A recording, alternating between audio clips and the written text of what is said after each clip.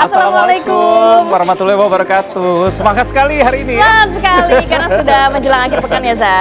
Betul, ini juga memasuki bulan baru Agustus, semangatnya tinggi menjelang kemerdekaan begitu ya, perayaan ke-80 lagi. Tapi ada banyak hal juga yang akan kita bahas hari ini ya. Beberapa PR netizen juga bertambah ya. Kita akan bahas mengenai rekening dari masyarakat yang diblokir oleh PPATK. Ini seperti apa indikatornya, dan juga kemarin banyak yang viral karena untuk berobat, untuk hidup, bahkan untuk pendidikan anak. Ini rekening-rekeningnya diblokir semua. Walaupun memang uangnya akan dikembalikan, tapi kan membutuhkan waktu. Sedangkan untuk orang yang membutuhkan saat itu juga, ya agak menyulitkan. Betul. Nanti kita akan bahas selengkapnya. Tapi sebelumnya kita ke kabar berikutnya. Pemirsa, ini diduga depresi usai ditinggal pergi oleh istri dan anaknya. Seorang pria di Kabupaten Maros, Sulawesi Selatan ini nekat membakar rumahnya sendiri hingga rata dengan tanah. Kecamatan Matimuru. Kebakaran besar yang meludeskan rumah panggung ini membuat warga desa Mangeloreng panik. Banyak material yang mudah terbakar serta tiupan angin kencang membuat api dengan cepat melahap seluruh bangunan rumah milik Ridwan. Warga pun berupaya memadamkan api dengan alat seadanya hingga petugas damkar bersama 4 unit mobil damkar tiba di lokasi. Proses pemadaman memakan waktu sekitar 30 menit dan seluruh bagian rumah tak dapat diselamatkan. Pihak kepolisian masih melakukan penyelidikan dan untuk mengetahui bagaimana motif dari peristiwa tersebut.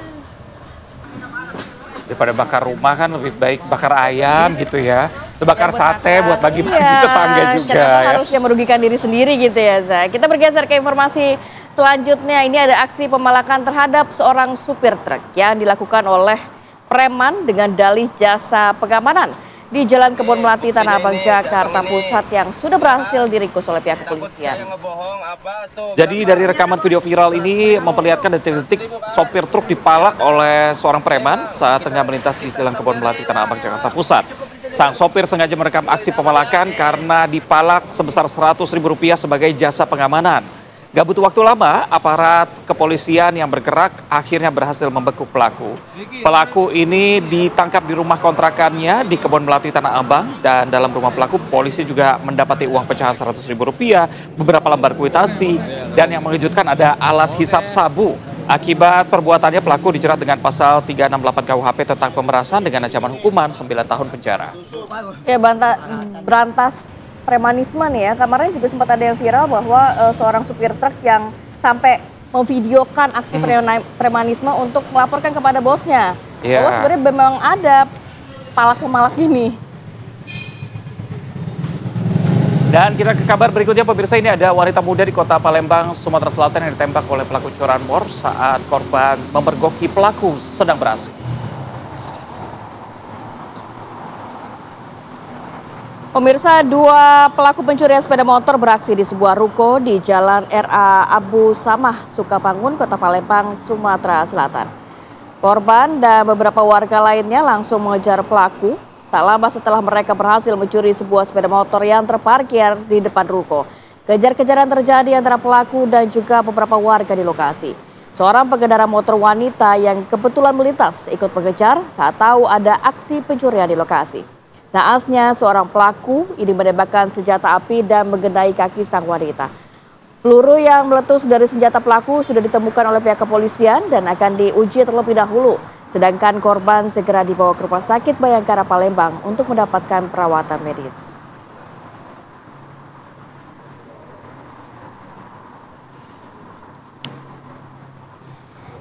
Ya, kita bergeser ke informasi selanjutnya. Warga Kabupaten Jember ini menyerbu SPBU yang berada di Banyuwangi. Ini dampak dari stok BBM jenis Pertalite dan juga Pertamax yang habis. Bahkan warga ini terpaksa untuk melewati medan yang sulit untuk bisa mendapatkan stok BBM. Jadi stok BBM di Jawa Timur ini memang sedang langka begitu ya. Jadi warga juga harus berjalan, tadi yang Ratih bilang, jalan berlumpur, diguyur hujan. Akibatnya SPBU seperti di Kecamatan Kalibaru, Glenmore, Genteng hingga Sempu kehabisan stok BBM. Warga juga sudah mengantri beberapa jam. Terpaksa kecewa karena mereka kehabisan BBM jenis Pertalite hingga terpaksa untuk membeli Pertamax. Krisis BBM di Jember terjadi diduga setelah penutupan jalur selatan via Gunung Gumtir yang sedang dalam tahap perbaikan sehingga pasokan BBM Pertamina terhambat. Tapi hari ini ada kabar gembira bahwa harga BBM jenis Pertamax ini diturunkan dari 12.200 per 1 Agustus 2025. Ya mudah-mudahan kemarin ini benar-benar karena masalah pengiriman ya, bukan karena katanya faktor ada lainnya. penutupan jalan sehingga pendistribusian dari BBM ini agak terhambat di wilayah Banyuwangi. Betul. Kabar berikutnya pemirsa, ini sejumlah tokoh agama dan masyarakat di pesisir pantai Belawan, Kota Medan, Sumatera Utara menggerebek lokasi judi. Dalam penggerbekan, warga menemukan sejumlah mesin judi dari rumah yang dijadikan tempat perjudian dan langsung mengangkut keluar. Kemudian warga langsung menghancurkan dan juga membakar mesin judi di pinggir jalan. Setelah menghancurkan dan membakar mesin judi tersebut, warga mengangkut barang bukti ke Polres Pelabuhan Belawan.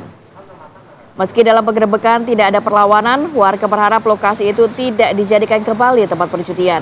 Warga juga berharap pihak kepolisian serius memberantas praktek perjudian di kawasan Belawan Kota Medan karena diduga perjudian memicu tindak kriminalitas yang semakin meningkat.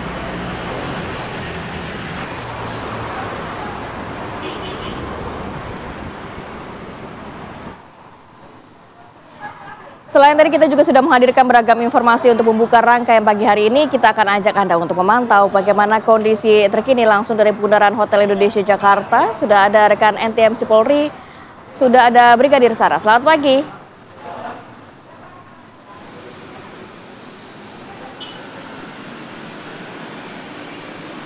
Baik, terima kasih. Selamat pagi Rati dan juga Reza, serta selamat pagi pemirsa, di mana situasi arus lalu lintas pada pagi hari ini di jam berangkat aktivitas perkantoran dari Bundaran HI sudah dalam mengalami peningkatan volume kendaraan, baik kendaraan dari arah Sudirman ataupun Tamrin yang akan mengarah ke Monas serta Harmoni dalam keadaan kondusif, ramai lancar. Harap antisipasi terhadap persempitan jalur dikarenakan pada kawasan ini terdapat pembangunan MRT.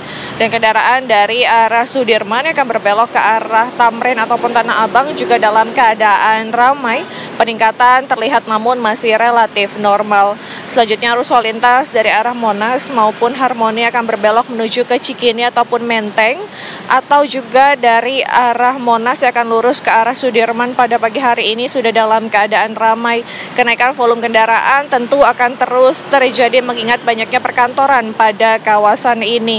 Dan juga kami menghimbau bagi Anda yang melintasi kawasan ini harap waspada terhadap banyaknya aktivitas masyarakat seperti pejalan kaki dan banyaknya pesepeda yang melintas, serta banyaknya bus Transjakarta yang berhenti untuk menaik turunkan penumpang pada kawasan ini. Dan dapat kami informasikan berdasarkan data IRSMS Korlantas Polri, angka kecelakaan lalu lintas di seluruh Indonesia 1 kali 24 jam terjadi sebanyak 175 kasus laka lantas. Dengan rincian 29 meninggal dunia, 31 luka berat, dan 260 luka ringan. Faktor penyebab laka lantas ini dikarenakan pengemudi memacu kendaraan dengan kecepatan tinggi dan 69 korban diantaranya adalah pelajar ataupun mahasiswa. Untuk itu kami menghimbau bagi Anda yang berkendara, pastikan Anda berkendara dalam kondisi yang prima. Tidak lupa untuk mengecek kembali kondisi fisik kendaraan Anda, patuhi rambu lalu lintas yang berlaku untuk keamanan dan kenyamanan serta keselamatan Anda ataupun pengendara jalan lainnya. Untuk informasi tentang kondisi arus lalu lintas, Anda dapat menghubungi call center kami di 1500669 ataupun melalui SMS center di 9119. Stop pelanggaran, stop kecelakaan, keselamatan untuk kemanusiaan. Salam presisi, kembali ke studio.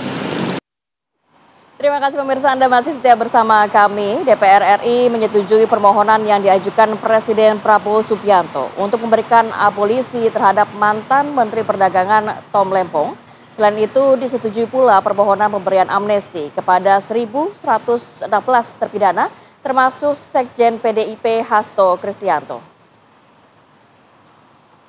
Mengadakan rapat konsultasi antara pemerintah dengan DPR RI yang terdiri dari unsur pimpinan dan fraksi-fraksi.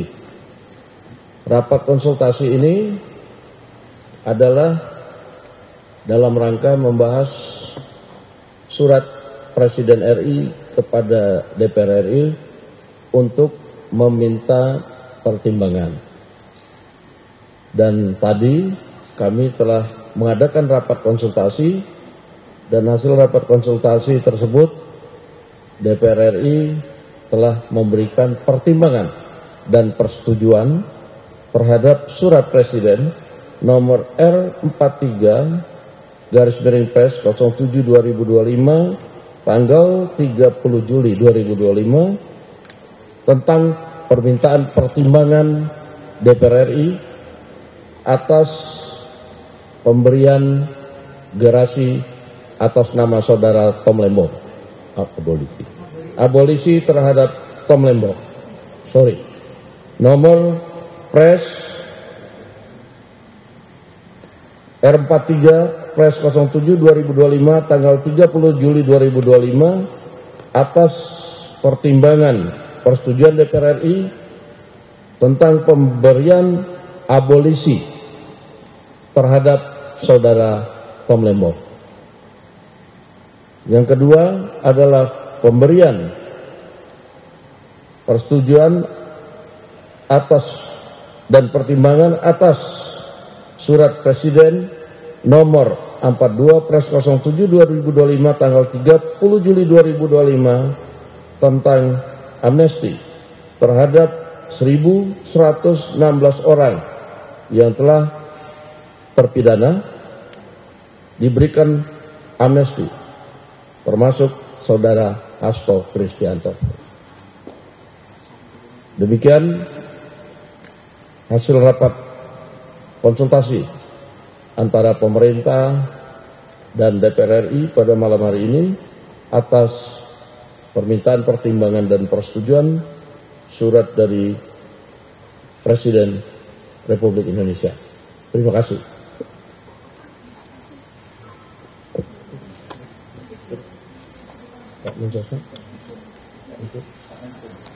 Baik, terima kasih Pak Ketua, Pak Mensesnek, dan saya hormati teman-teman pimpinan fraksi. Saya ingin menjelaskan proses tindak lanjut dari apa yang dulu pernah saya sampaikan. Bahwa Kementerian Hukum memang dalam proses untuk menyiapkan beberapa kasus untuk diberi amnesti. Yang pertama kali itu kurang lebih 44.000. Tetapi setelah kami verifikasi, hari ini baru yang memenuhi syarat, yakni 1.116. Nanti ada tahap kedua, ya, tahap kedua yang jumlahnya sebenarnya totalnya kurang lebih sekitar 1.668. Ini sudah kita lakukan verifikasi, sudah lakukan uji publik juga, dan khusus kepada yang disebut tadi kepada Bapak Hasto, juga Kementerian Hukum yang mengusulkan kepada Bapak Presiden bersama-sama dengan 1.116 dengan berbagai macam pertimbangan yang kami sampaikan kepada Bapak Presiden. Demikian pula halnya pengusulan ke Presiden juga dilakukan oleh Menteri Hukum atas pemberian abolisi kepada saudara Tom Lembong. Saya rasa demikian, terima kasih.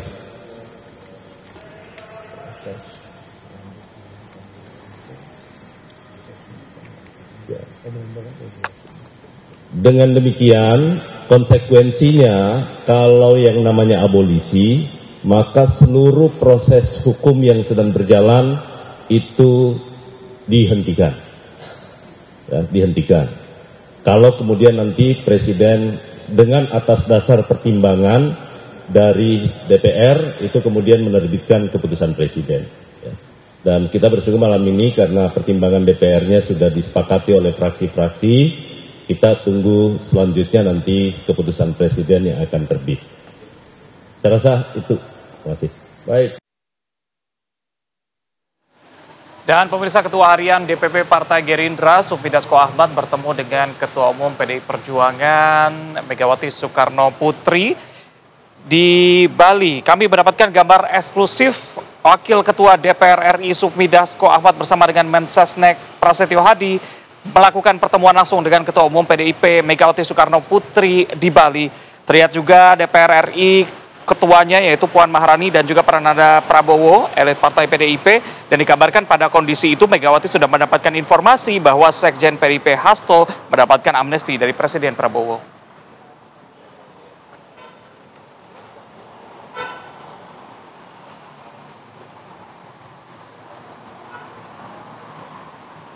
Kita bergeser ke informasi selanjutnya. Kementerian Pertanian menemukan ratusan merek beras yang mengandung kadar patahan melebihi batas dan diduga merupakan beras oplosan yang beredar di masyarakat. Hal ini disampaikan oleh Menteri Pertanian Andi Amran Sulaiman seusai menggelar rapat terbatas di Istana Negara Jakarta. Menurut Arman, dia menemukan 212 dari 268 merek beras yang tidak memenuhi standar pemerintah karena mengandung kadar patahan yang melebihi batas 25% untuk beras medium dan 15% untuk premium. Sesuai dengan arahan Presiden, para produsen nakal ini akan ditindak. Sementara Kementerian Pertanian telah menyerahkan data lengkap kepada Kapolri dan Jaksa Agung.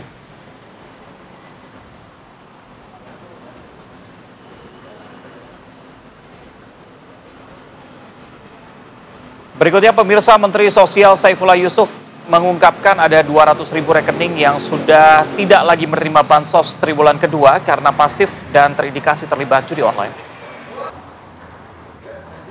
Kementerian Sosial melakukan evaluasi penerima bansos yang menurut catatan PPATK terlibat dalam aktivitas judol.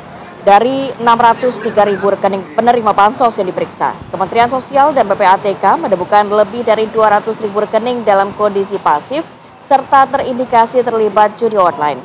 Atas temuan tersebut, Kemensos telah menyetop penyaluran bansos triwulan kedua ke seluruh rekening itu. Saat ini Kemensos dan juga PPATK sedang mengevaluasi 375.000 rekening bansos yang pasif dan terindikasi judol sebagai evaluasi dalam penyaluran bansos triwulan ketiga. Lahirkan setiap saat karena ada setiap hari meninggal. Terima kasih Anda masih bersama kami, pemirsa. Kita ke kabar mengenai seorang pelajar kelas 3 SMK di Banyumas, Jawa Tengah yang tewas setelah terjatuh dari lantai 4 saat jelang peresmian gedung Universitas Terbuka Purwokerto, Kabupaten Banyumas, Jawa Tengah.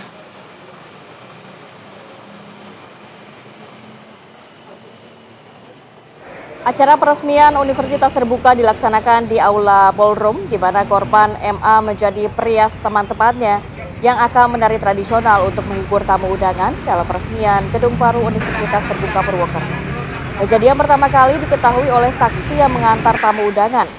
Saat berada di parkiran basement, tiba-tiba terdengar suara seperti benda jatuh dari atas. Setelah dicek, ternyata ada orang tergeletak di paving blok tempat parkiran. Kemudian oleh saksi dilaporkan kepada pihak keamanan kampus Universitas Terbuka yang selanjutnya menghubungi pihak kepolisian untuk dilakukan pemeriksaan.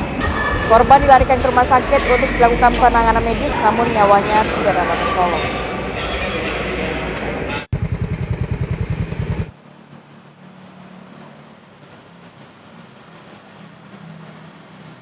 Pemirsa, viral seorang guru di SMA Negeri 1 Bandung dilaporkan hilang dan sudah tidak terlihat hampir 1 pekan lamanya. Sang guru baru diangkat sebagai pegawai pemerintah dengan perjanjian kerja atau P3K.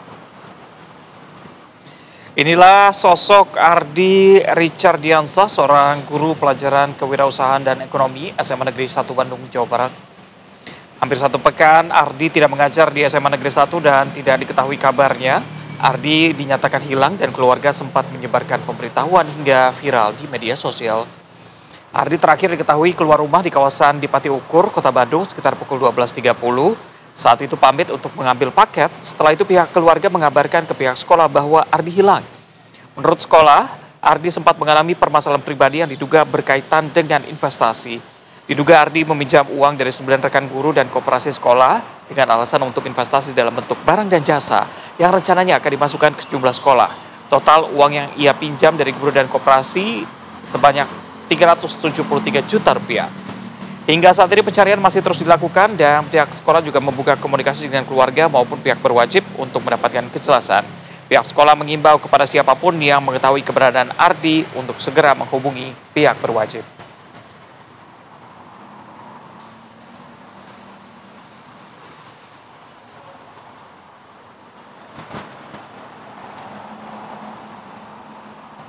Yang berikutnya masih terkait dengan lingkungan sekolah, ada seorang pelajar SMK di Kabupaten Pasangkayu, Sulawesi Barat yang nekat menikam seorang guru. Tidak terima pacarnya diduga berselingkuh dengan rekannya, seorang siswa SMK Kabupaten Pasangkayu mendatangi sekolahnya dengan membawa senjata tajam. Guru Sabarudin berupaya melerai pertikaian tersebut, namun pelaku mencabut senjata tajam jenis badik yang dibawanya. Korban sempat terjatuh saat melerai pertikaian tersebut. Setelah pelaku menikam gurunya sendiri, dia langsung kabur, namun berhasil diamankan oleh pihak kepolisian. Sedangkan korban langsung dievakuasi oleh pihak sekolah ke rumah sakit untuk mendapatkan pertolongan medis. Sebelum menikam gurunya sendiri, pelaku diperkirakan sempat mengkonsumsi minuman keras.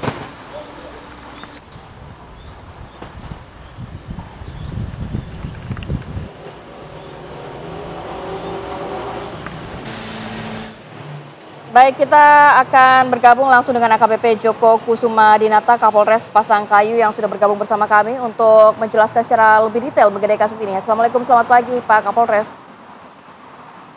Waalaikumsalam, selamat pagi Mbak Rati dan Mas Reza. Ya Pak, boleh dijelaskan bagaimana kronologi dari kasus penikaman ini Pak?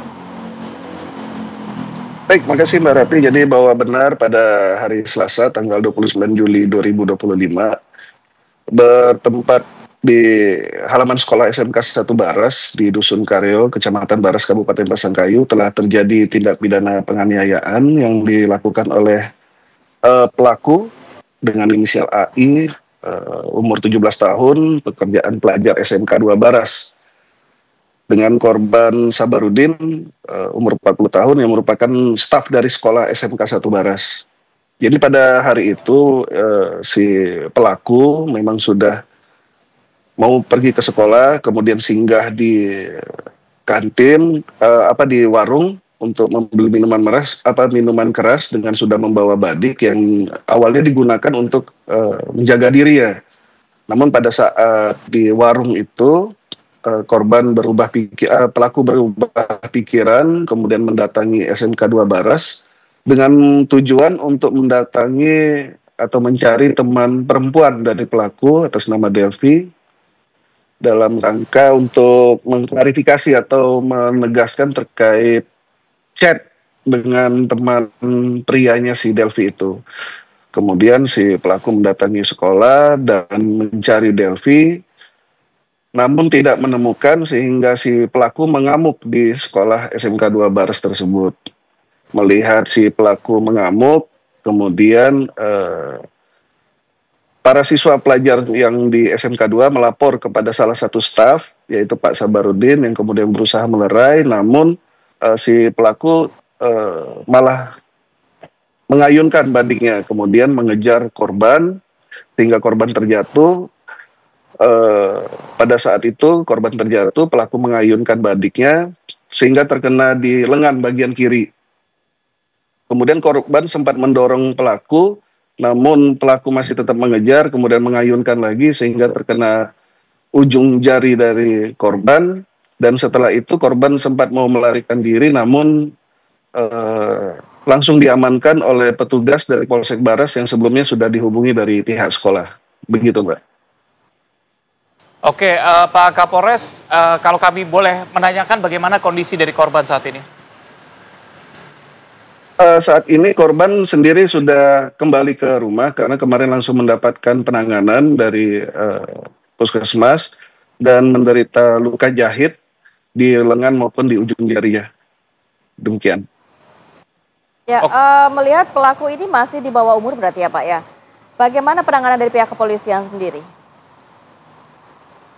Baik Mbak, karena memang untuk pelaku sendiri masih kategori anak dengan umur di 17 tahun, jadi memang perlu penanganan khusus, yaitu sesuai dengan Undang-Undang Nomor 11 Tahun 2012 tentang Sistem Peradilan Anak. Tentunya dalam penanganan kasus ini kami berkoordinasi dengan instansi terkait, termasuk Bapas, termasuk juga pendampingan terhadap anak yang berhadapan dengan hukum ini untuk mungkin dilakukan penanganan secara diversi. Mengingat juga dari korban kemarin sudah menyampaikan untuk ada itikad menyelesaikan secara kekeluargaan. Demikian, Mbak. Oke, baik. Terima kasih Pak Kapolres Pasangkayu AKBP Joko Kusuma Dinata. Baik, sama-sama. Pemirsa, kita akan jeda terlebih dahulu. Usai jeda kami hadirkan informasi mengenai konferensi pers terbaru Polda Metro Jaya. Asosiasi Psikologi Forensik ini menyatakan bahwa yang terlibat dalam proses penyelidikan menemukan adanya indikasi tekanan psikologis yang dialami Arya Daru sebelum menemui ajal. Jangan kemana-mana karena kami hadirkan dialognya usai jeda. Kembali lagi di Apa Kabar Indonesia Pagi, pemirsa. Ini Rati, kalau kita bahas mengenai Arya Daru ini memang tidak ada habisnya. Begitu. Walaupun polisi sudah membuat kesimpulan dengan fakta apa yang terjadi di lapangan, tapi lagi-lagi ini belum menentukan kasusnya. Karena sempat ada statement bahwa ketika ditemukan adanya bukti baru, nantinya akan dibuka kembali begitu. Dan pihak keluarga juga masih mempertanyakan mengenai hal ini. Kita akan bahas bersama dengan narasumber yang sudah hadir bersama kami di studio. Ada Monica Kumalasari, pakar gestur dan juga mikroekspresi. Halo, selamat pagi Mas, Mbak. Lalu bersama kami juga hadir Pak Arianto Sutadi, penasihat ahli Kapolri. Assalamualaikum, selamat pagi. Selamat pagi, Mbak. Alhamdulillah. Ya, sebelum kita mulai dialognya, kita juga punya keterangan dari pihak kepolisian. Kita lihat yang berikut ini. Secara digital tidak ditemukan ancaman fisik maupun psikis terhadap korban, termasuk ancaman kekerasan. Yang dilakukan oleh Puslapor Bareskrim dengan meliti terhadap 11 barang bukti dan melakukan uji terhadap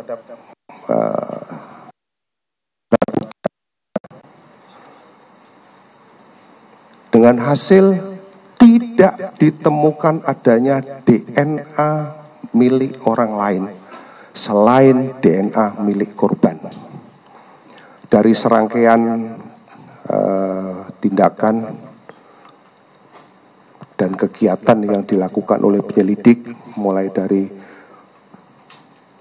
mendatangi TKP, kemudian melakukan pemeriksaan terhadap saksi-saksi, mengumpulkan barang bukti, kemudian kita dengan melibatkan saksi ahli dan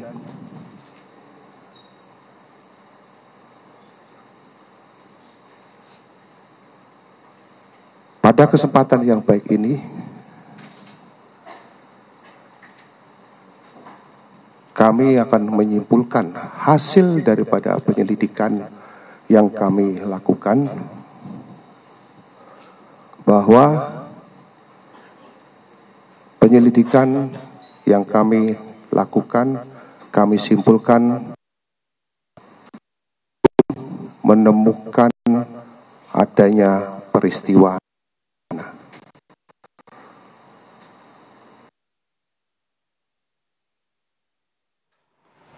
Iya, tapi di sisi lain ini pihak keluarga juga masih merasa belum puas karena merasa meninggalnya Arya Daru ini bukan karena bunuh diri. Begitu. Kita lihat keterangan dari pihak keluarga.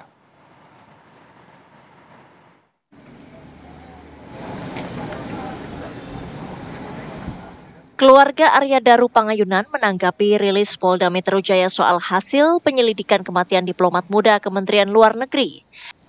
Pernyataan tersebut disampaikan oleh Meta Bagus, kakak ipar diplomat muda Arya Daru Pangayunan saat ditemui di rumahnya di Banguntapan, Bantul, Yogyakarta. Pihak keluarga Arya Daru menyatakan seluruh keterangan dan juga data yang dirilis oleh Polda Metro Jaya tidak dapat disimpulkan bahwa almarhum melakukan bunuh diri. Baik istri maupun keluarga besar meyakini Arya Daru adalah sosok yang memiliki semangat hidup dan etos kerja yang tinggi. Menurut Bagus, almarhum semasa hidupnya tidak pernah bercerita mengenai beban kerja yang mengarah atau memicu depresi. Pengamatan kami terhadap yang bersangkutan itu selama bertahun-tahun. Jadi cukup kami sampaikan bahwa kami meyakini almarhum tidak seperti itu. Keluarga Arya Daru meminta kepolisian tetap melanjutkan penyelidikan hingga terungkap peristiwa sebenarnya. Kita juga berharap penyelidikan yang dilakukan oleh pihak yang berwajib ini bisa mengungkap dengan jelas dan bisa tuntas dengan baik. Karena kami juga percaya bahwa pihak yang berwajib bekerja berdasarkan kaidah-kaidah pekerjaannya yang baik. Keluarga Arya Daru menghormati dan menghargai proses penyelidikan yang dilakukan polisi. Keluarga berharap proses penyelidikan berlangsung secara cermat, menyeluruh, dan profesional. Dari Bantul, Yogyakarta, Santosa Suparman, TV One mengabarkan. Penyebab kematian dari Arya Daru ini juga masih menjadi perbincangan publik, walaupun dari pihak kepolisian juga sudah merilis sejumlah temuan yang didapatkan oleh pihak kepolisian. Kalau kita mengutip dari pernyataan Asosiasi Psikologi Forensik Indonesia atau APSIFOR yang mengungkap bagaimana hasil forensik psikologi terhadap jenazah Arya Daru yang dilakukan dengan berbagai metode. Arya Daru ini dapat disimpulkan adalah orang yang sulit mengekspresikan emosi negatif yang kuat terutama dalam tekanan dan berbackground pekerjaannya. Ini yang juga akhirnya membuat Arya Daru ini banyak menyaksikan peristiwa-peristiwa memilukan yang terjadi dari WNI sehingga ini membuat Arya Daru juga bisa mengambil keputusan untuk percobaan melakukan bunuh diri. Coba kita akan bahas dengan narasumber yang sudah hadir di studio, sudah ada Mbak Monika dan juga Pak Arianto. Saya mau ke Mbak Monika, mungkin juga sudah mencermati bagaimana CCTV baik dari kantor Kemlu, kemudian di lokasi kejadian dan hasil dari temuan Apsifor yang menyatakan bahwa Arya Daru ini mungkin banyak tekanan dalam sisi pekerjaan, melihat peristiwa memilukan yang terjadi WNI dari tugas-tugas yang ia tangani. Apa yang dapat Anda simpulkan? Ya, jadi saya juga anggota Apsifor nih ya Mbak. Jadi tetapi gini, yang saya lakukan adalah analisa yang berbasis kalau medis itu disebut sebagai ada gula darah sewaktu kan gitu ya. Nah sementara emosi yang kami compiling di sini ya itu juga saya udah punya analisa-analisanya seperti ini gitu ya. Ini melihat kepada emosi sewaktu pada saat itu. Sewaktu dalam arti sebelum kejadian, sebelum mengambil keputusan. Sebetulnya datanya yang kita punya kalau dalam konteks gestur dan mikroekspresi kan hanya yang beredar di masyarakat di CCTV dan itu memang kurang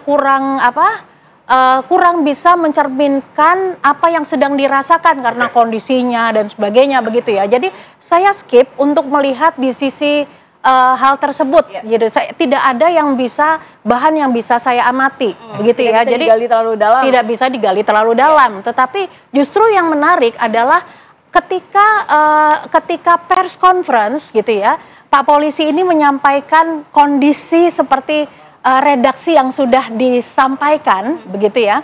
Nah ini kita lihat ketika seseorang menyampaikan narasi seperti itu, maka bagaimana empati publik atau bagaimana perasaan kolektif masyarakat begitu ya.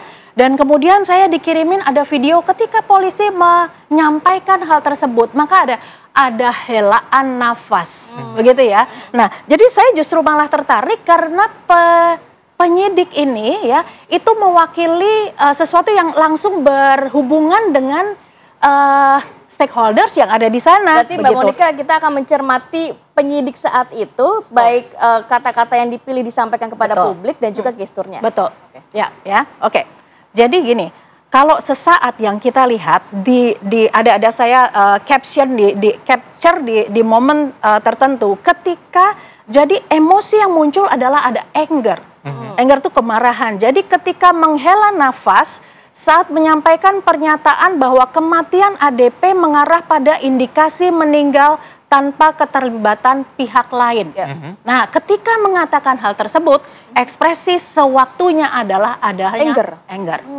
Terus kemudian ketika saat menyatakan bahwa organ tubuh ADP ditemukan adanya kandungan parasetamol pada hasil otopsi, ini juga ada anger. Begitu ya. Nah, kemudian kalau kita melihat kepada apa sih sebetulnya, apakah yang disampaikan secara verbal align nggak dengan nonverbalnya, gitu. Karena ini yang mewakili yang tahu di belakang layarnya, gitu kan ya. Nah, kemudian saya menggunakan ada dashboard. Jadi kalau kita melihat emosi sewaktu itu, ada yang disebut dengan kuadran polar area. Apa itu ya? maksudnya, Mbak? Kuadran polar area itu emosi sewaktu yang dilihat dari konteks mengenai apakah sesuatu itu obstruktif atau konstruktif. Atau kita lihat kuadrannya lagi, apakah low control, apakah high control, begitu ya. Nah, saya bacakan hasil analisa saya. Jadi gini, kalau konstruktif dan high control ya bisa jadi ini merupakan gestur politis atau defensif gitu ya, tetapi tidak destruktif gitu. Nah, yang kita lihat di sini ada obstruktif dan high control gitu ya. Ini menyembunyikan sesuatu. Nah, pada yang bersangkutan ini obstruktif low control. Apa artinya gitu ya. Jadi kalau kita lihat diagram ini ya saya tadi disampaikan juga. Ini berada di kuadran di bawah sini, ya. Ini artinya yang bersangkutan obstruktif dan low control, ya. Ini tekanan emosional yang terlalu kuat. Jadi ketika menyampaikan hal tersebut, apa yang dirasakan oleh masyarakat ini beresonansi juga dengan yang menyampaikan, begitu ya. Jadi untuk menyampaikan hal ini tidak mudah. Jadi ikut terbawa emosional juga. Ikut terbawa, begitu ya. Kita tidak tahu apakah memang ini adalah empati kolektif yang dirasakan atau perasaan subjektif juga ketika harus menyatakan hal ini, begitu. Ini lebih kepada empati yang dibangun oleh diri sendiri atau sebenarnya ada tekanan sehingga membuat emosi dari yang menyampaikan juga nggak keluar, Mbak. Nah, jadi karena low control artinya disampaikan secara jujur, ya, tanpa gini, yang disampaikan secara jujur tetapi obstruktif, begitu ya. Jadi artinya kemungkinan gitu, apa yang dirasakan pada saat menyampaikan ini juga mengandung beban emosional yang tinggi. Oke, ini menarik karena memang sebelumnya keterangan yang menyatakan bahwa apa yang disampaikan ini memang ada yang tidak disampaikan secara gamblang karena menghormati keluarga. Ada yang ditinggalkan. Pak Arianto bagaimana melihatnya? Apakah memang apa yang dikatakan tadi itu sesuai, sejalan dengan apa yang dilakukan oleh pihak kepolisian? Ya, memang saya bisa mengatakan ya ini cara expose ataupun press release yang terbaik selama saya melihat polisi. Karena apa? Polisi selama ini kan didesak oleh masyarakat ya, pengen apa sih yang sebenarnya terjadi, itu kan tuntutan masyarakat ya. Nah, selama ini kan polisi sangat berhati-hati, tidak banyak ngomong apa yang telah disampaikan. Nah, tapi untungnya kemarin itu ketika menyampaikan ini, menurut saya ini sangat bagus, karena apa? Dia menyampaikan, menunjukkan bahwa polisi sudah bertugas secara profesional, artinya semua yang disampaikan itu adalah dari dasar pengumpulan semua alat bukti yang ada, dan kemudian alat bukti itu suruh bicara sendiri, tapi yang menyampaikan para pakar-pakarnya, sehingga jelas itu gejala begini ini segini gini, sehingga kemarin penjelasan itu menurut saya itu sudah menunjukkan penjelasan yang sangat jelas, itu sebagai tanggung jawab daripada penyidikan kan gitu ya, memberikan keterangan apa yang sesungguhnya terjadi, itu maksimal daripada barang bukti yang ada. Dan kemarin itu sudah menjawab siapa, di mana, bagaimana, mengapa, dan sebagainya. Dijawab di situ siapa korban ini. Latar belakangnya disampaikan oleh ahli psikologi. Kemudian meninggalnya kenapa dijelaskan secara detail oleh toksikologi. Terus kemudian bagaimana dia meninggalnya itu. Kemudian kan tidak ada orang lain yang masuk itu berdasarkan daripada hasil-hasil dari sidik jari maupun DNA dan sebagainya. Itu diharapkan dengan cara yang seperti itu bisa memberikan pemahaman pada masyarakat sehingga tidak sampai bertanya-tanya lagi ya. Tapi karena ini kasusnya ya itu sudah risiko, udah pasti ada. Karena apa? Gini. Dan tadi pada polisi pada waktu menyampaikan kasus seperti ini, itu tidak seperti kalau kita ngomong bahwa ini kasus pencurian, terjadinya begini-begini. Karena tidak ada menenggang rasa perasaan dari korban. Kalau ini, kemarin ini, kata-kata yang dipilih itu pilih yang sangat etis sehingga tidak menyinggung itu kan. Gitu. Sehingga, saya pikir ya, temuan-temuan itu juga tidak semuanya dibubarkan ini begini-begini, pasti ada yang direm karena demi itu. Tetapi di belakang itu, saya menduga ya, itu kepada yang bersangkutan, keluarga, disampaikan. Supaya mereka bisa tahu kan gitu. Tapi tidak diomongkan di publik. Nah gitu. Tapi kemudian sekarang kenapa kok keluarga masih begitu ya ngomong begitu? Menurut saya emang itulah strategi yang harus disampaikan oleh para korban harus pakai gitu. Gitu kan untuk menjaga dignity-nya itu. Jadi untuk menjaga korban ya. Baik. Gitu. Jadi kira-kira gitulah. Di satu sisi kita ingin memberikan penjelasan yang sejelas-jelasnya dan profesional yang disampaikan oleh para ahli bukan penyidik yang menyimpulkan. Tetapi kemudian yang disampaikan itu tidak semua vulgar, sampaikan jadi ada demi hal-hal menjaga dari pihak kepolisian yang bersifat sensitif dan pribadi ya, itu ditahan, tidak diumbar kepada publik. Itu kira-kira gitulah model penjelasan yang kemarin disampaikan oleh polisi. Baik. Mbak Monika mungkin bisa menjawab juga, apakah memang ini sejalan dengan apa yang disampaikan Pak Arianto? Tapi usai jeda kita akan jeda terlebih dahulu. Tetap bersama kami di Apa Kabar Indonesia Pagi. Kembali di Apa Kabar Indonesia Pagi, pemirsa, sebelum kami lanjutkan dialog, kami akan kembali mengingatkan bahwa yang akan kami analisa dalam kesempatan kali ini adalah mengenai keterangan yang diberikan oleh pihak kepolisian, baik itu ke publik maupun ke pihak keluarga terkait dengan meninggalnya Arya Daru. Kita kembali ke Mbak Monika. Mbak Monika, kalau kita dari awal mungkin cuma bisa melihat keterangan yang diberikan sama kepolisian, tapi nonverbalnya sebenarnya seperti apa, Mbak? Ya, Jadi saya akan menganalisa dari sisi statement analisisnya, gitu ya. Nah, satu kalimat. Penyebab kematiannya disebabkan gangguan pertukaran oksigen pada saluran napas atas, gitu ya. Nah, ini merupakan kalimat yang pasif dan teknis, begitu ya. Jadi apa sih indikasinya terhadap hal ini, begitu ya? Dibedakan dengan misalnya, ia meninggal karena tersumbat saluran pernapasan akibat, nah ini beda, ini aktif ya. Kalau tadi pasif dan teknis, ini adalah dalam konteks forensik linguistik ya, ini artinya adalah upaya menghindari atribusi langsung pada penyebab spesifik.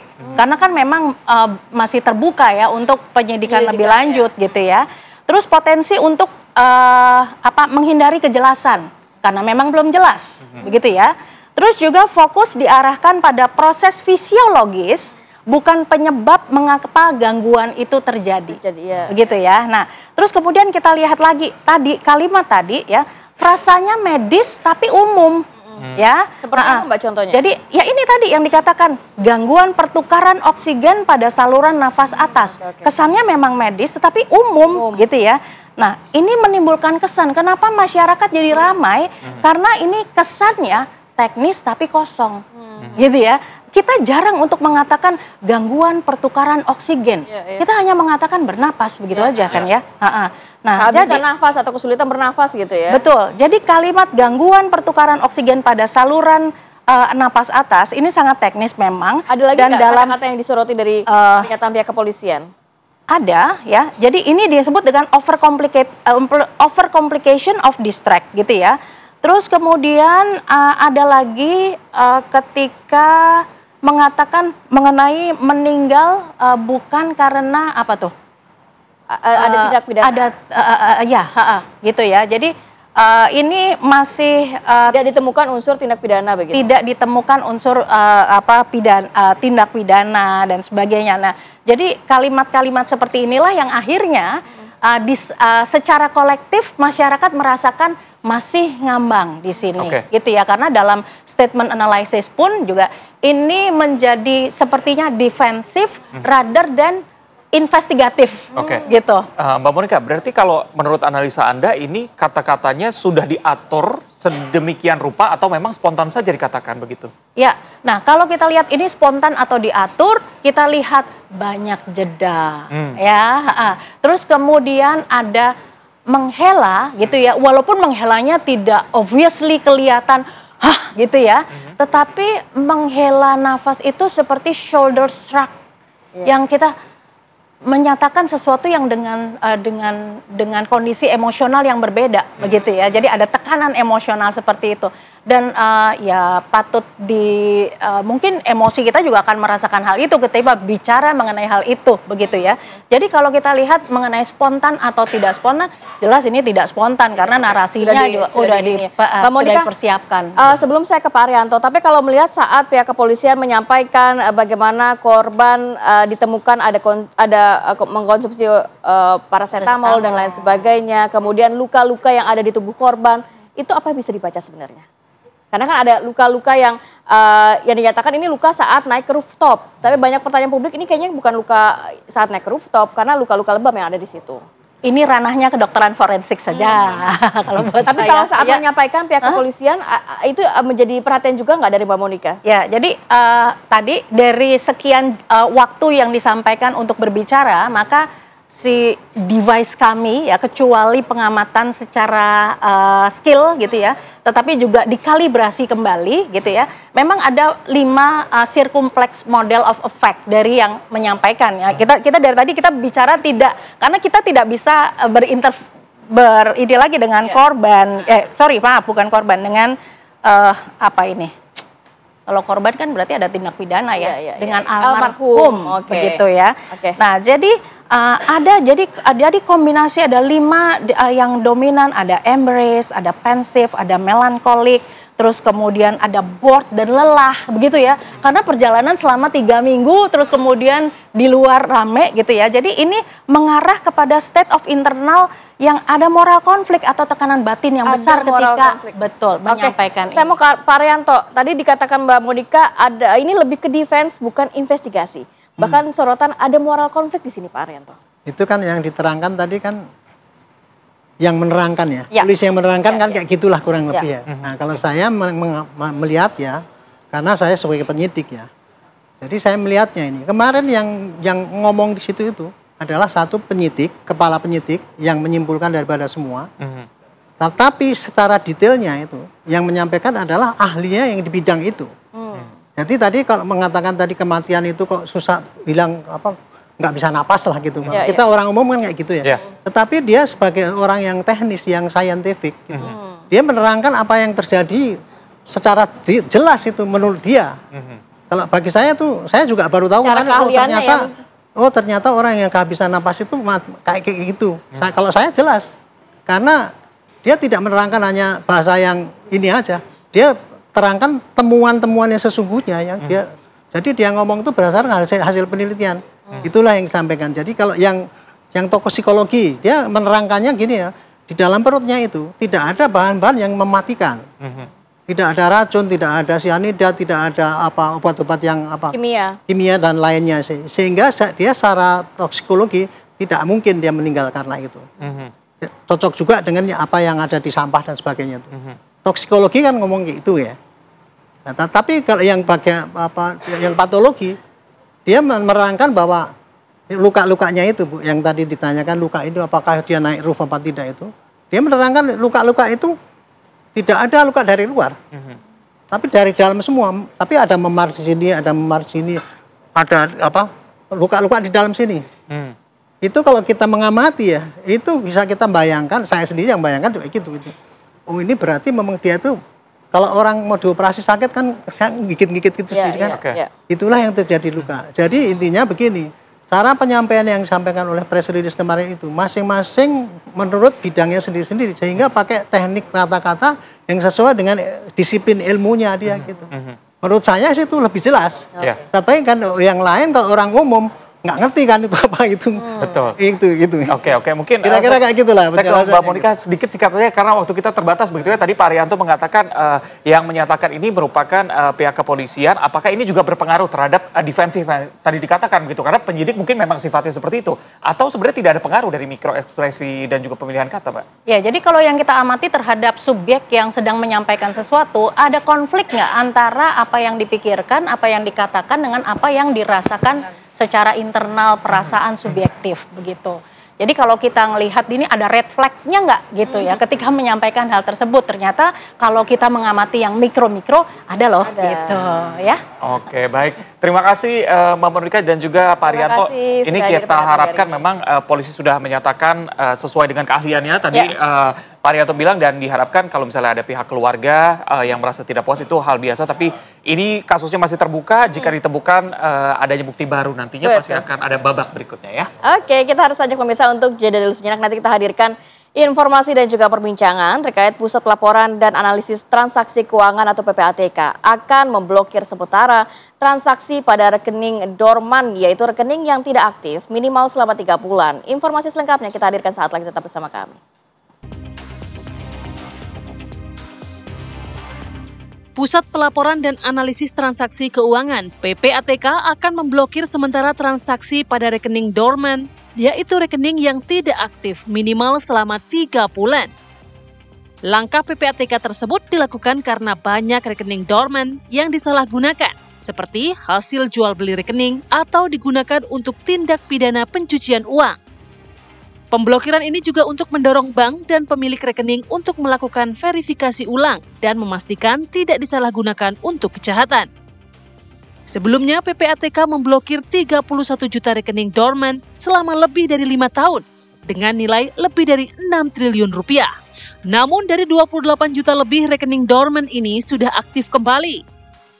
Rekening yang diblokir meliputi rekening tabungan, perseorangan maupun perusahaan, giro, serta rekening dalam mata uang rupiah dan asing. Meski diblokir, PPATK menjamin uang nasabah tetap aman dan 100% utuh. Dari Jakarta, tim TV One mengabarkan.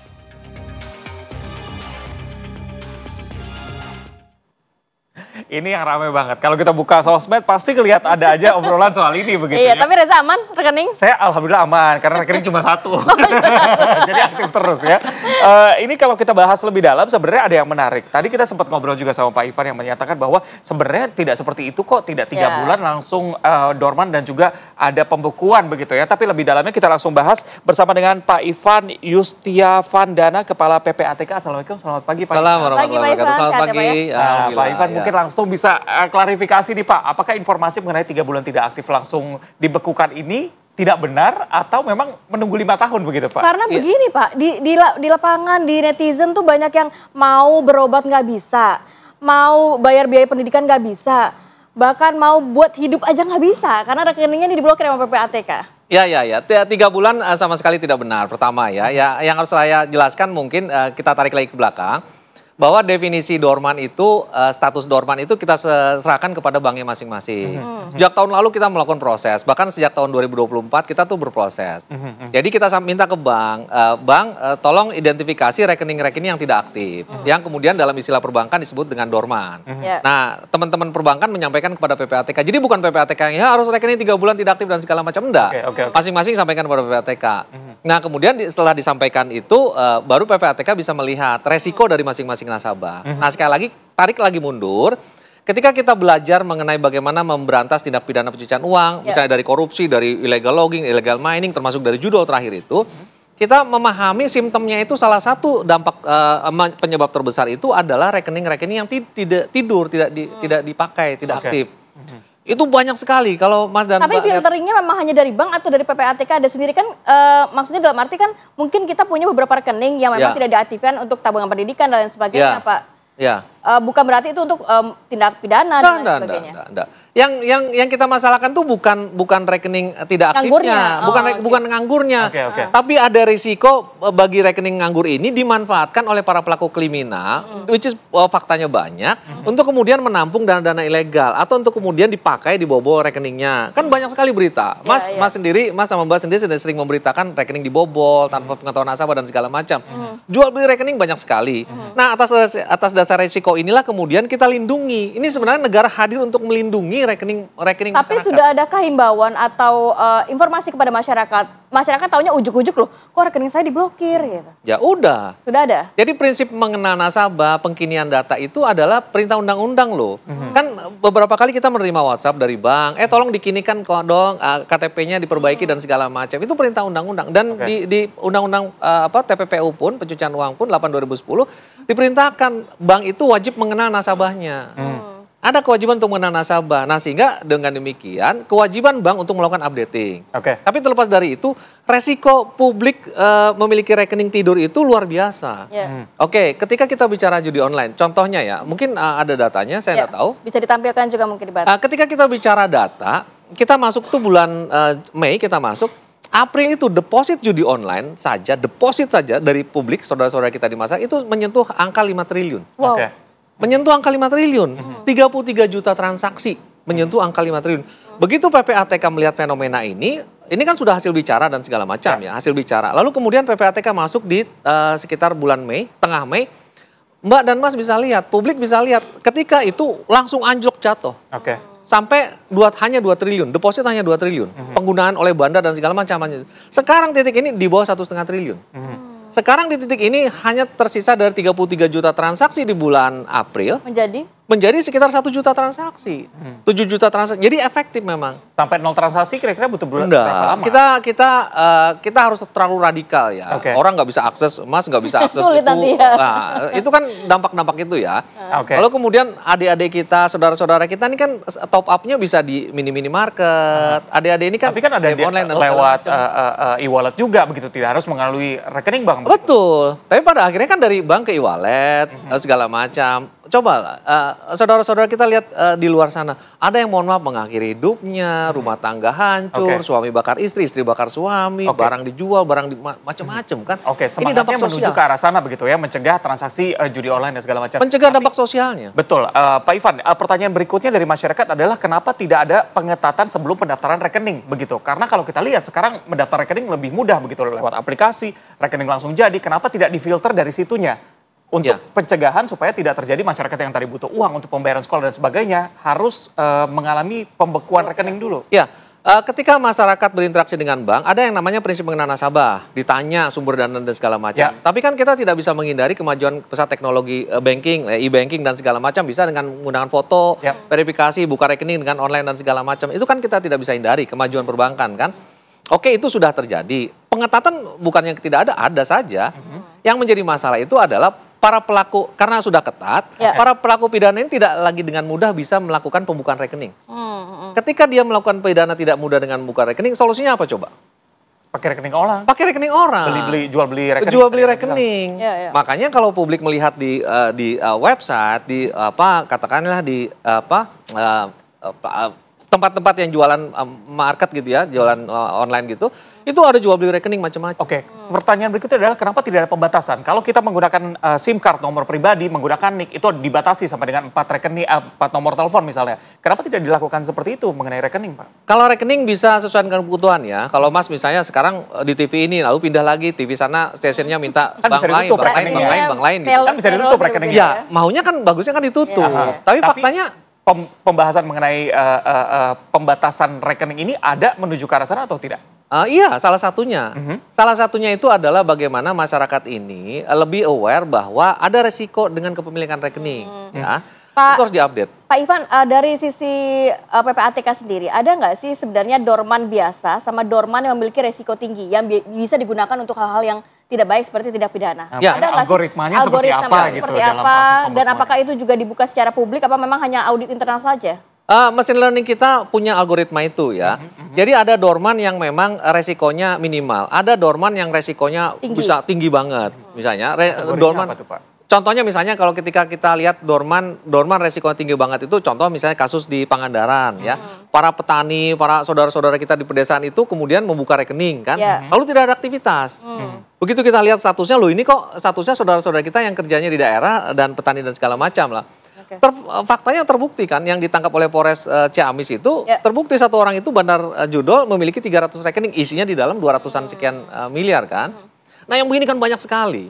Ini kan banyak sekali. Jadi konteksnya dalam kesempatan ini saya jelaskan kepada publik, kepada pemirsa, justru negara hadir untuk memproteksi, mengamankan ya. Kita tidak lagi Toh juga saat ini PPATK juga sudah membuka blokir begitu. Sudah berapa banyak, Pak?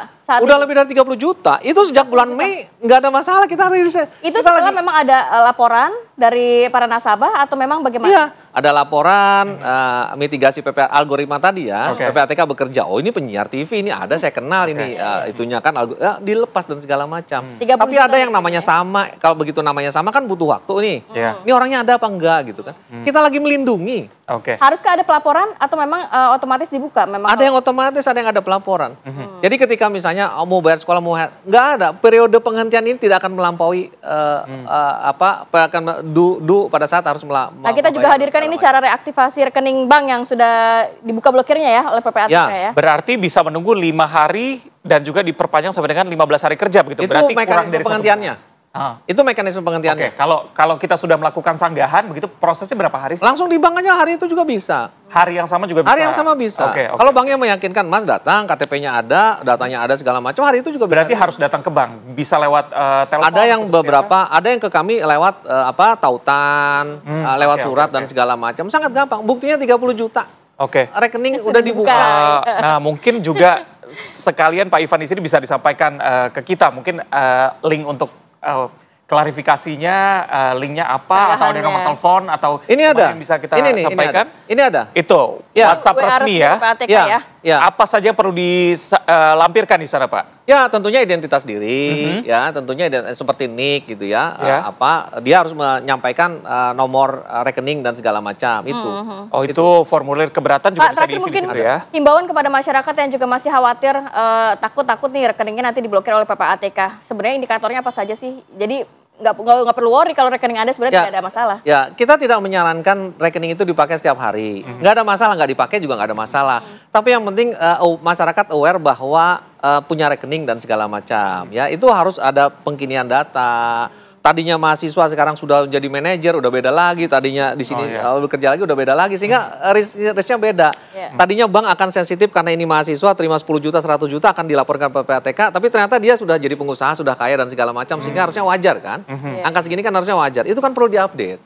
Satu lagi perlu ditegaskan, ini bukan penyitaan, ini bukan perampasan. Rekening Mbak, rekening Dananya Mas, aman pasti ya? Dana mau keriting 1, 2, 3, 4, 5, kembalinya 1, 2, 3, 4, 5, 6, 7. Gak ada lagi pembulatan segala macam. Gak ada lagi. Iya. Gak ada lagi. Oke, kalau saya sih yang ditakutkan bukan rekeningnya diblokir. Gak ada isinya? Begitu, tapi gak ada isinya. transfer gitu. Baik, Pak, terima kasih banyak atas klarifikasinya dan kita harapkan juga masyarakat bisa lebih clear begitu ya atas apa yang terjadi.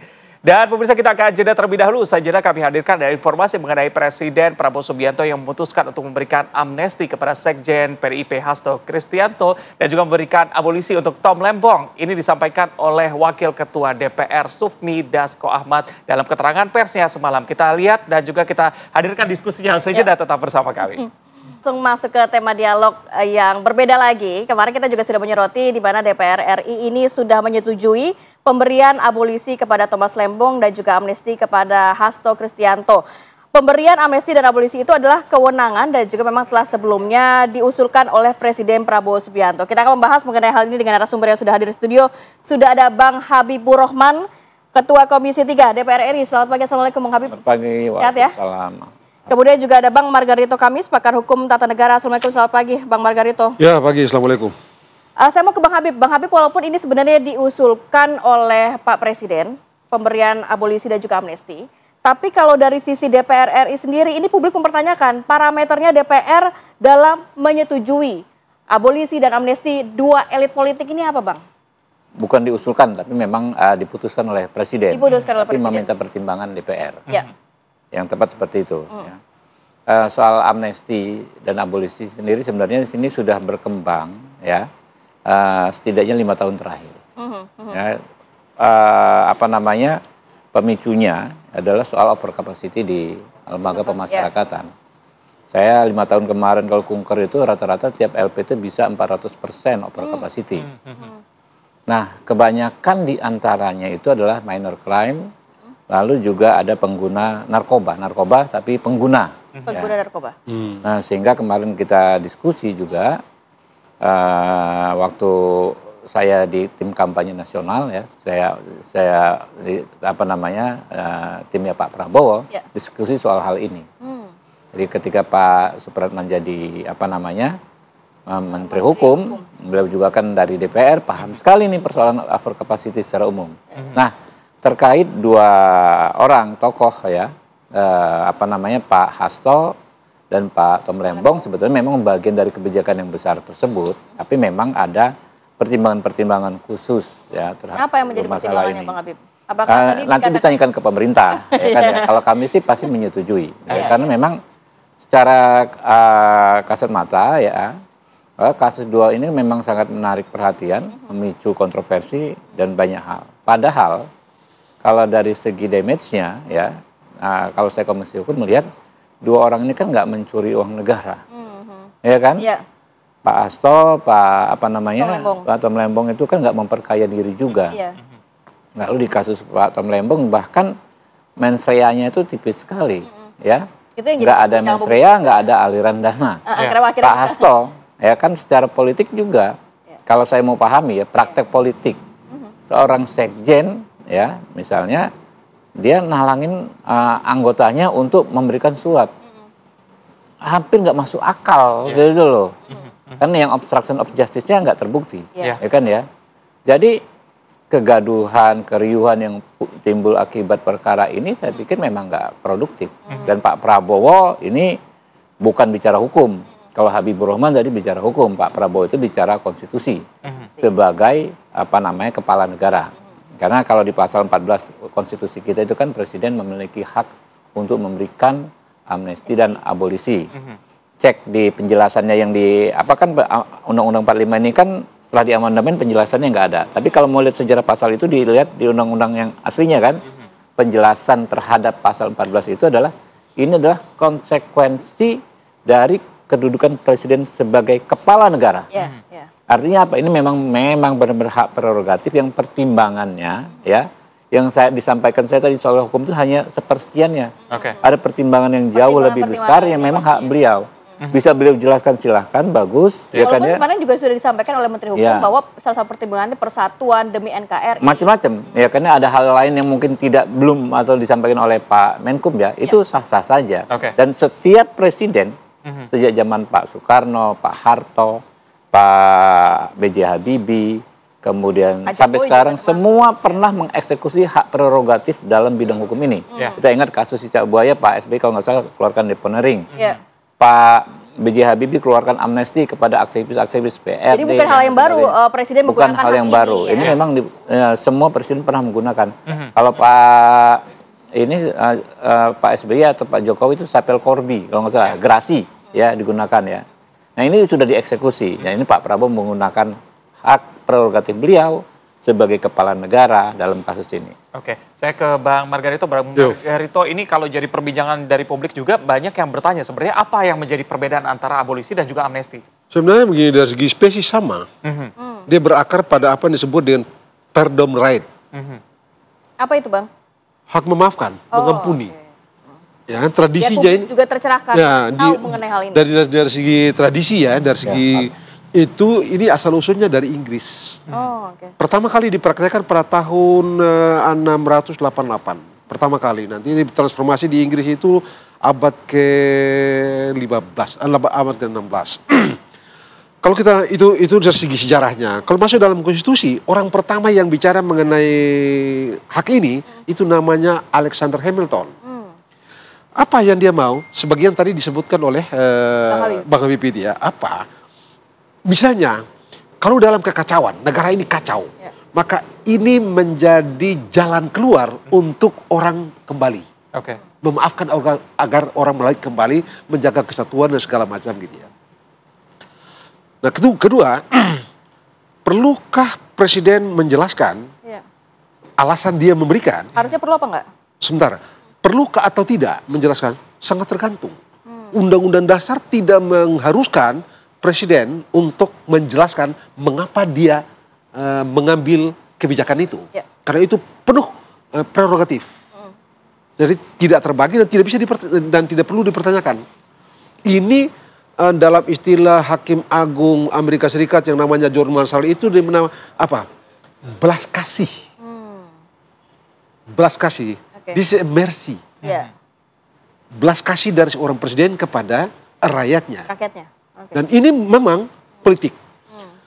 Sekarang orang tadi malam, bahkan pagi tadi ada orang menanyakan kepada saya, ini kan sedang dalam proses peradilan. Kenapa belum inkrah gitu? Kenapa diambil? Kenapa tidak begini? Ya, bisa. Bisa. Kalau sangat bisa ditangguhkan dan dihapuskan, itu bisa. Dan itu dibenarkan dua pemikir, bahkan Hakim Agung Amerika Serikat misalnya itu satu itu kalau orang sarjana hukum tahu Oliver Wendell Holmes dan satu lagi tahun 97. Mereka bilang apa? Ini betul-betul untuk kemanfaatan satu kemanfaatan yang tidak akan diperoleh melalui jalur peradilan. Mengapa? Holmes itu misalnya mengatakan bahwa peradilan kita tahu kadang-kadang keliru. Orang-orang itu kadang-kadang keliru dalam menjatuhkan hukuman atau dalam menjatuhkan putusan.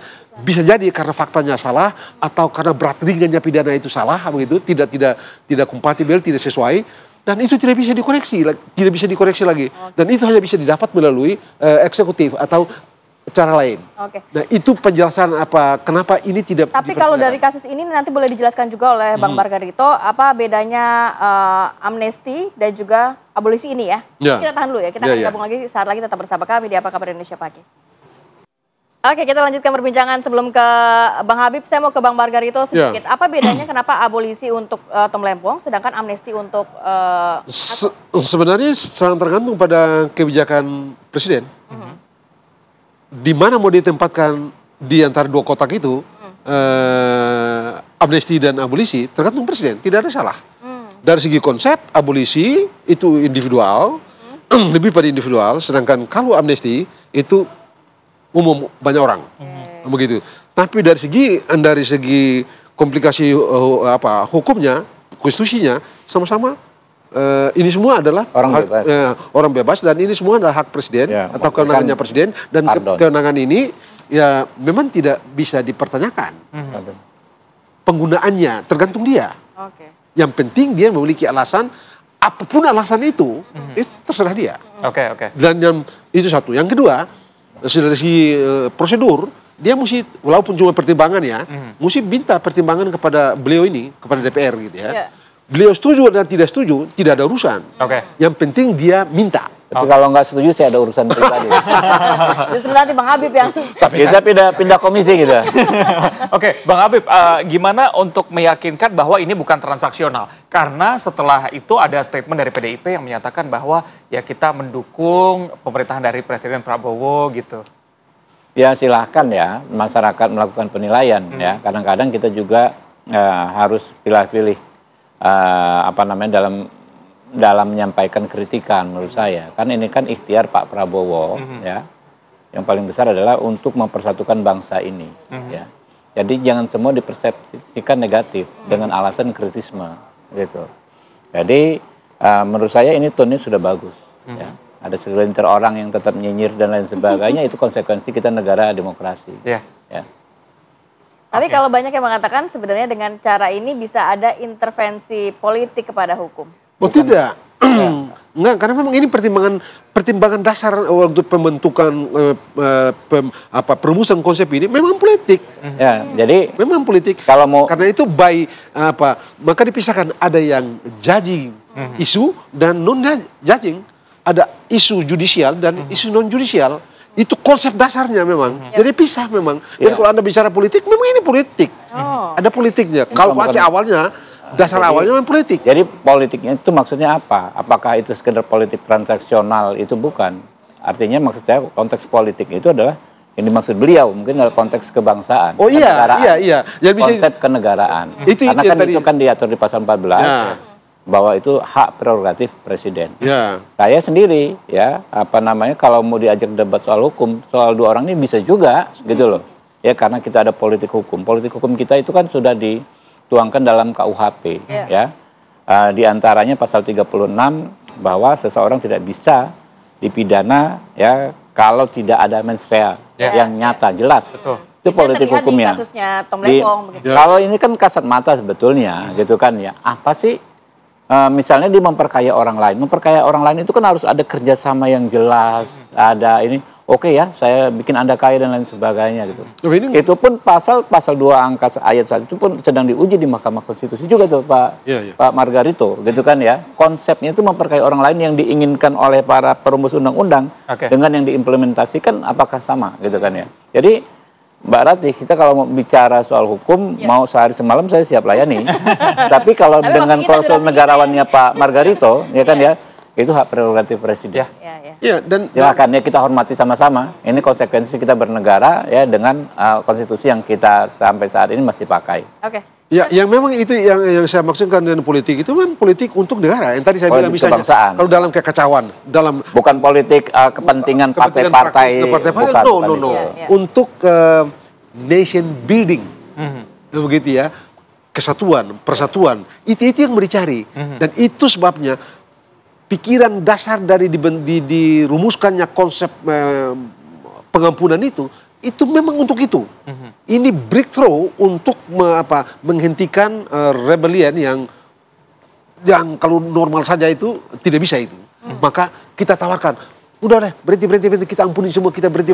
Ayo demi bangsa, demi ini segala macam, demi persatuan, demi kesatuan. Ayo kita berhenti, mari kita satu sebagai bangsa. Jadi sejak kemarin politik itu proses hukumnya nanti sudah tidak akan berjalan dan berlaku lagi ya. Selesai. Dan harusnya ini kemungkinan tanggal 1 itu tanda tangan Pak Prabowo, 2 orang tersebut segera bebas. Tanggal 1 Agustus ini Pak? Iya, 1 Agustus. Hari ini ya? Hari ini ya. Oke. Justru dari kasus ini kita juga bisa melihat bahwa tidak ada intervensi hukum di sana karena memang prosesnya sudah dijalankan dengan benar begitu ya Pak? Iya, karena memang ini disediakan oleh konstitusi. Jadi bagaimana Anda mengatakan ini intervensi? Betul, betul. Kecuali kalau ini tidak ada atau bukan kewenangannya presiden, tidak disediakan dasarnya, kerangkanya dalam konstitusi, lalu presiden bekerja di luar kerangka itu. Anda boleh bilang mengenai dan ada 1116 lagi kasus yang ini amnesti juga. Gitu. Bukan cuma 2 orang bukan ini. Cuma 2 orang ini gitu kan. Iya. Nah, di titik itulah. Gitu ya. Tapi Bang Margarito mungkin sedikit, apakah memang dari kalau kita melihat dari konstitusi ya juga mengatur batasan moral atau prinsip kehati-hatian untuk pengampunan ini diberikan kepada orang-orang tertentu? No, Anda boleh cek dalam konstitusi. Konstitusi cuma bilang kok gerasi ini minta gerasi dan rehabilitasi minta pertimbangan ke Mahkamah Agung, amnesti dan ke DPR, abolisi minta pertimbangan ke DPR. Di luar itu, pertimbangan dasarnya adalah memang kemanusiaan. Oke. Karena itu tadi saya bilang di awal ini mercy. Ini mercy from mercy dari memaafkan itu gitu. Clemency, abolisi dari siapa? Dari raja. Memang dasarnya itu. Karena yang namanya keadilan di tata negara masa itu gitu ya, di abad-abad ke awal 17 itu. Raja. Jadi rajalah hukum, rajalah negara, rajalah keadilan dan segala macam. Dan dia ini memaafkan. Memang ada perdebatan bahwa jangan-jangan ini bisa disalahgunakan. Ada perdebatan itu. Tetapi konsep dasarnya adalah memang ada pemaafan. Untuk bangsa, untuk negara. Yang tidak mungkin didapat melalui pengadilan. Atau kekeliruan-kekeliruan di pengadilan itu tidak dapat dikoreksi melalui situ. Dan dengan begitu keadilan akan hancur. Maka diberikan dengan cara lain, yaitu melalui presiden. Terakhir Bang Habib, jadi nantinya juga akan ada amnesti lagi? Ya, jadi amnesti ini kan kalau kita data awal ya di Kemenkumham itu yang saya dapat info sekitar 40.000 ya, karena untuk narkoba pengguna itu sekitar 40.000 Pak. Tapi karena implementasi pasal yang dari orang pengguna menjadi pengedar ya, gara-gara misalnya dia menggunakan narkoba dikasih ke kawannya jadi pengedar, itu kan harus kita cek satu-satu. Yang baru bisa selesai sekarang baru 1.000 sekian ini, termasuk yang narkobanya, ada orang-orang sakit, ada pasal-pasal penghinaan presiden yang kita juga lagi sisir nih, di mana? Saya cek semalam Gus Nur itu, ternyata sudah bebas duluan gitu kan ya. Ada pasal-pasal yang lain juga kita implementasikan ini. Gitu. Baik. Saya kira itu penguatan demokratis atau penguatan kemanusiaan yang bagus lah gitu ya. Koreksi melalui jalan lain. Kita batas habis. Terima kasih banyak untuk Bang Habib, Bang Margarito kami sudah hadir dan memberikan informasi pada pagi hari ini. Sehat selalu. Assalamualaikum Bapak. Waalaikumsalam warahmatullahi wabarakatuh. Dan kita sampai di penghujung acara, saya Reza Balua. Dan saya Kamarati Kusuma harus pamit undur diri. Terima kasih dan sampai jumpa.